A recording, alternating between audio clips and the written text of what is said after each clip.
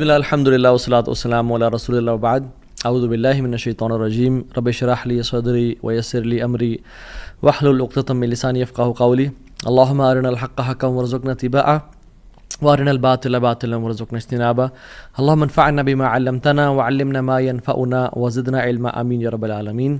Welcome back. آج ہم بات کریں گے سیڈنس کے اوپر، پریشانی، مصیبتوں کے اوپر، جو لائف میں ہماری زندگی بالکل رک سی جاتی ہے، بند ہو جاتی ہے، کچھ سمجھ نہیں آتا کہ کہاں جائیں، کیا کریں۔ سو ڈونٹ بی سیڈ، یہ ہمارا آج کا ٹاپک ہے، اور ہم 3 پرنسپلز کی بات کریں گے، 3 اللہ کے ناموں کے بارے میں بات کریں گے کہ اگر کوئی بھی شخص ان کی امپلیکیشن، اس کا مطلب اور اس کی ٹرو ایسنس کو سمجھ لے تو اس کی لائف میں جو پرابلمز ہیں وہ ڈیمینش ہو جاتی ہیں، وہ پرابلمز نہیں رہتی، اس کو سکون اور چین نصیب ہوتا ہے۔ اور وہ 3 نام کیا ہیں اللہ تعالیٰ کے؟ قادر، قدیر اور مقتدر۔ ان تینوں کا تقریباً ایک ہی مطلب ہے، قاف، دال اور را ان کا روٹ ورڈ ہے۔ قادر قرآن میں 12 دفعہ آیا ہے، قدیر 45 ٹائمز آیا ہے، اور مقتدر 4 دفعہ آیا ہے، وچ شوز کہ اللہ سبحانہ وتعالیٰ ہر چیز پر فل قدرت رکھتے ہیں، اللہ تعالیٰ ہر چیز پر قادر ہیں، اللہ تعالیٰ اسباب کے محتاج نہیں ہے۔ جو مسلمان ان ناموں کو سمجھ لیتے ہیں نا، اور آج ہم سمجھیں گے ناموں کو، اور اس کی وجہ سے آپ دیکھیے گا by the end of the session کس طرح سے ہماری مصیبتیں، مشکلات ہمیں چھوٹی ہوئی نظر آتی ہیں، اور ہمیں کچھ پرنسپل سمجھ میں آئیں گے کہ ہم کس طرح سے اللہ تعالیٰ کی اس سیکرٹ ڈور آف ہیپینس کو انلاک کر لیتے ہیں۔ خدا کی قسم، مسلمانوں ہمیں خوش ہو جانا چاہیے، وہ کسی چیز کا محتاج نہیں ہے، نہ وہ اسباب کا محتاج ہے، نہ وہ لوگوں کا محتاج ہے، نہ وہ ٹائم اینڈ اسپیس کا محتاج ہے، نہ وہ لاز آف فزکس کا محتاج ہے۔ ہر چیز اس کی محتاج ہے، وہ کسی چیز کا محتاج نہیں ہے۔ So great news to all the Muslims, اگر ڈاکٹرز نے جواب دے دیا تو کیا ہوا؟ وہ قادر ہے، قدیر ہے، مقتدر ہے۔ اگر رشتہ داروں نے چھوڑ دیا تو کیا ہوا؟ اگر رشتہ نہیں ہو رہا تو کیا ہوا؟ اگر کاروباری لوگ جو ہیں انہوں نے آپ کو دھتکار دیا اور سائڈ پہ کر دیا تو کیا ہوا؟ His doors are still open۔ وہ مسبب الاسباب ہے۔ اللہ رب العالمین وہی ہیں جو یوسف کے دور میں تھے، جو ابراہیم کے دور میں تھے، جو موسیٰ کے دور میں تھے، جو عیسیٰ علیہ السلام کے دور میں تھے۔ اللہ رب العالمین وہی ہیں، اور وہ ہر چیز کو بدل سکتے ہیں، وہ ہر بند دروازہ کھول سکتے ہیں۔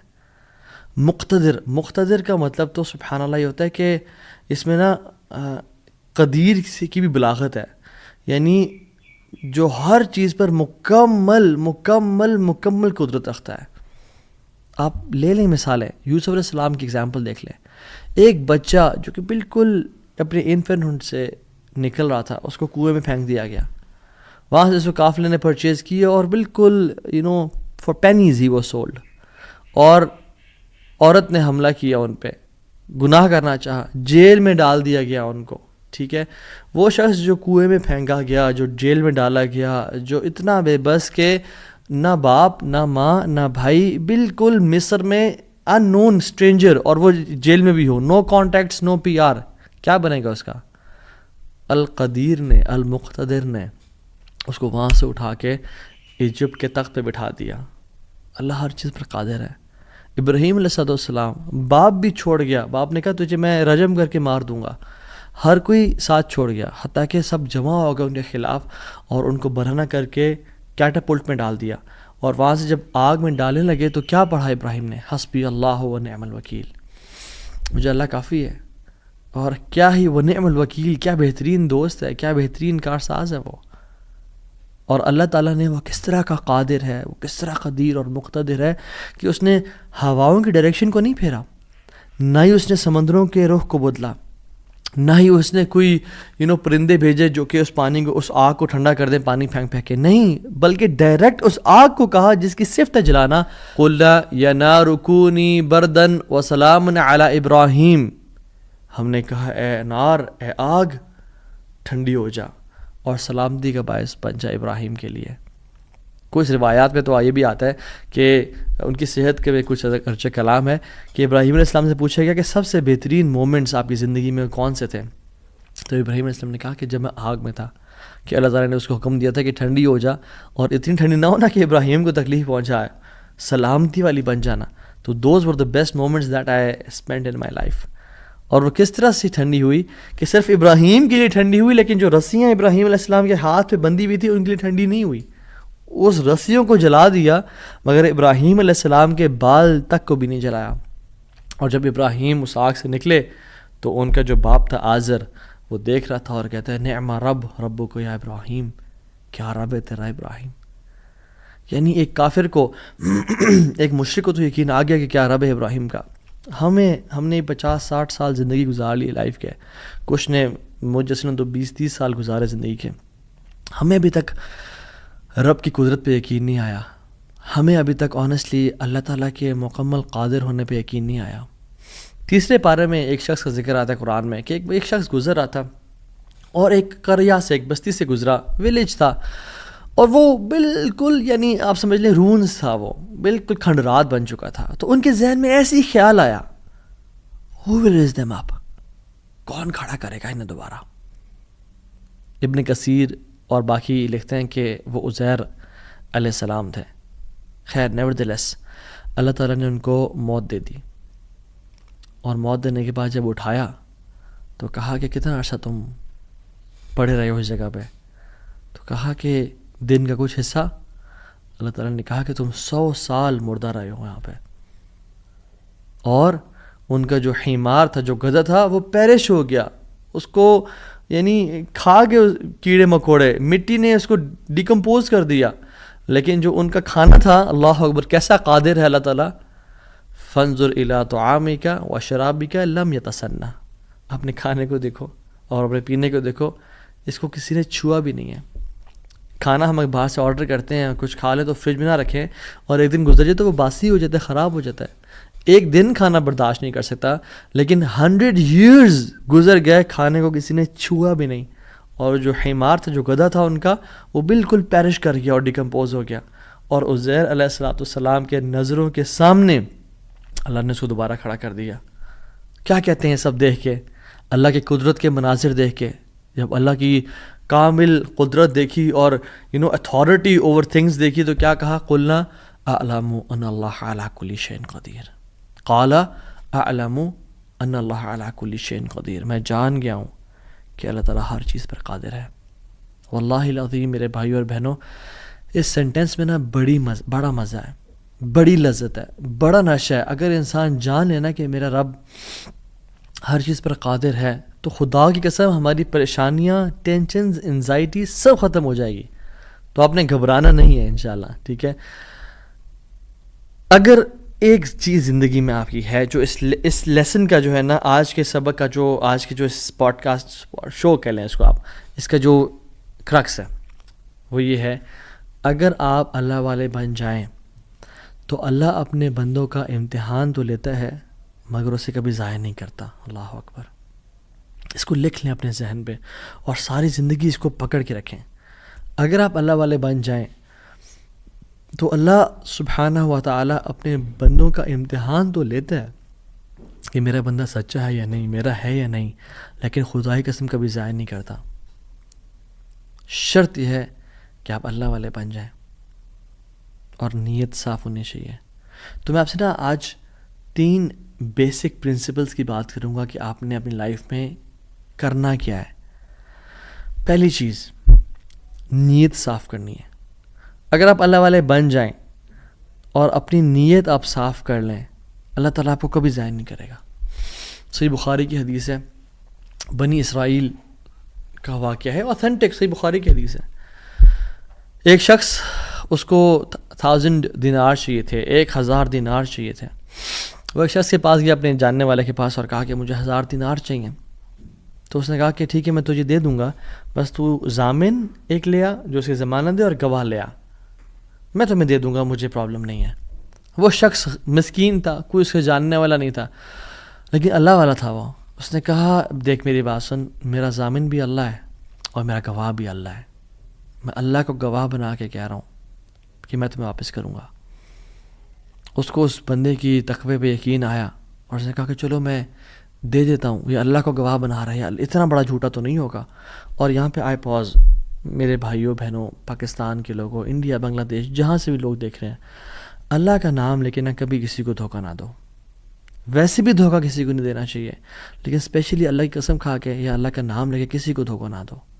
یاد رکھیں جو اللہ کا نام لے کے سچ بولتا ہے نا، اللہ تعالیٰ اس کی غیبی خزانوں سے مدد کرتا ہے، اور جو اللہ کا نام لے کے دھوکہ دیتا ہے لوگوں کو، اللہ اس کو تباہ و برباد کر دیتا ہے. تو اس شخص نے کیا کیا؟ اس نے کہا کہ میرا ضامن بھی اللہ ہے، میرا گواہ بھی اللہ ہے. تو اس نے دے دیا، اس نے کہ میں تجھے اللہ کے اس نام پہ تجھ پہ میں ٹرسٹ کرتا ہوں. یہ شخص پیسے لے کے اس نے کاروبار کرنا تھا، یہ چلا گیا. یہ جب کشتی پہ بیٹھا، سوار ہوا، دوسری طرف اترا، اپنا کام شام کیا، واپس آیا. جو دن اور جو مقرر وقت آیا ہوا تھا، جب وہ کشتی پہ آیا واپس، ایک سمندر کے پار یہ شخص تھا، تو جو لاسٹ کشتی تھی وہ نکل گئی. یہ سر پکڑ کے بیٹھ گیا کہ میں نے تو آج وعدہ کیا تھا اور اللہ کو ضمانت دار بنایا تھا اور گواہ بنایا تھا. اب اگر میں آج اس تک مال نہیں پہنچاتا تو وہ کیا سوچے گا میرے بارے میں، اور اس کا تو ٹرسٹ اٹھ جائے گا. یعنی کہ میں نے اللہ کے نام پہ جھوٹ بولا اسے. تو آخری کشتی چلی گئی تھی. اس کے بعد تو کشتی نے اس دن جانا نہیں تھا، تو اس نے کیا کیا کہ یا اللہ میں نے تجھے ضمانت دار بنایا ہے اور تجھے میں نے گواہ بنایا ہے، تو تیرا کام ہے اس مال کو پہنچانا. اس نے ایک ووڈ لاگ لیا، اس میں سوراخ کیا، اس میں 1000 دینار. سبحان اللہ، 1 دینار از اے گولڈ کوائن. اور آپ ایک گولڈ کوائن کی آج آپ ورتھ لگا لیں، ان لیکس، ان ملینز. اس نے کیا کیا؟ اس کو اس ووڈ لاگ میں ڈالا، پرچی لکھی اور اس میں ڈال کے نا بسم اللہ پڑھ کے آگے بہا دیا کہ اللہ تجھے میں نے ضمانت دار بنایا، تجھے میں نے گواہ بنایا، اب تیرا کام ہے اس کو. یہ شخص یہاں ویٹ کر رہا تھا اور یہ شخص اپنا مال لینے کا یہاں انتظار کرتا تھا، اور یہ شخص یہاں پہ کھڑا تھا، اس نے مال کو دے دیا. اور سبحان اللہ، اللہ تعالیٰ نے کیسا قادر ہے، کیسا قدیر ہے، اس نے اس ہواؤں کو رخ پھیر دیا. اور وہ بندہ وہاں انتظار کر رہا تھا، اور اس کے بندے کے پاس وہ ووڈ لاگ پہنچا اور اس نے اس کو دیکھا. اس میں پرچی تھی اور پرچی نکالی اور اس کو کھول کے دیکھا کہ اس کے 1000 دینار تھے. وہ بڑا حیران ہوا کہ یہ مجھ تک کیسے پہنچے.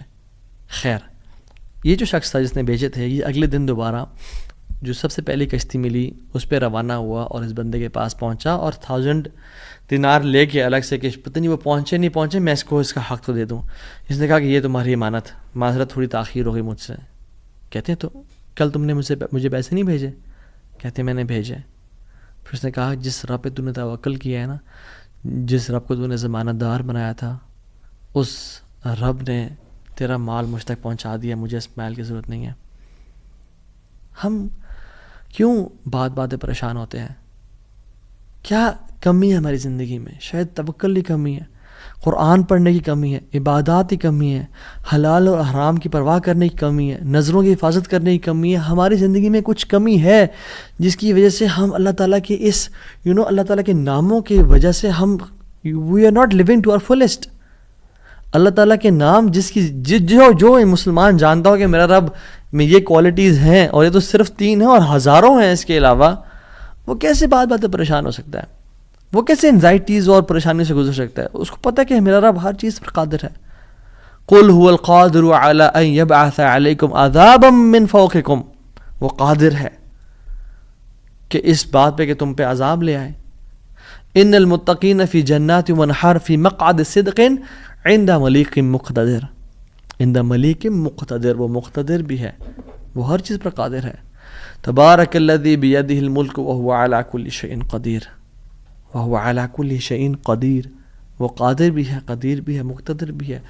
تو پریشانی کس بات کی ہے؟ جب ہمارا رب ہے اور وہ ہر چیز کو کنٹرول کر سکتا ہے، اور ہم اگر اللہ والے بن جائیں تو پھر آپ یقین جانیں کوئی مسئلہ نہیں رہے گا. ہر پریشانی کو وہ آسانی میں ایسے بدل سکتا ہے. اس نے صرف کن کہنا وہ بدل جائے گا، صرف ہماری نیت صاف ہونی چاہیے. نمبر 1. اور number 2، second principle to live a wonderful life and to live a happy life is, جو بھی نیکی کریں اس کی اجر کی امید صرف اللہ سے رکھیں. پھر دیکھیں اللہ قدرت کے مناظر کیسے دکھاتا ہے آپ کو. پہلی پرنسپل کیا تھا؟ اپنی نیت کو ہمیشہ صاف رکھیں، اللہ تعالیٰ کے لیے کام کرنا، جھوٹ نہیں بولنا، دھوکہ نہیں دینا، فریب نہیں کرنا. ہم نے اللہ کے لیے اپنے ہر کام کو کرنا ہے، اللہ کی رضا کے لیے کرنا ہے. دوسری چیز، نیکی کے اجر کی امید صرف اللہ سے رکھنی ہے. ہم نے اور پھر دیکھیں اللہ تعالیٰ کیسے آپ کے دروازے کھول دیتا ہے.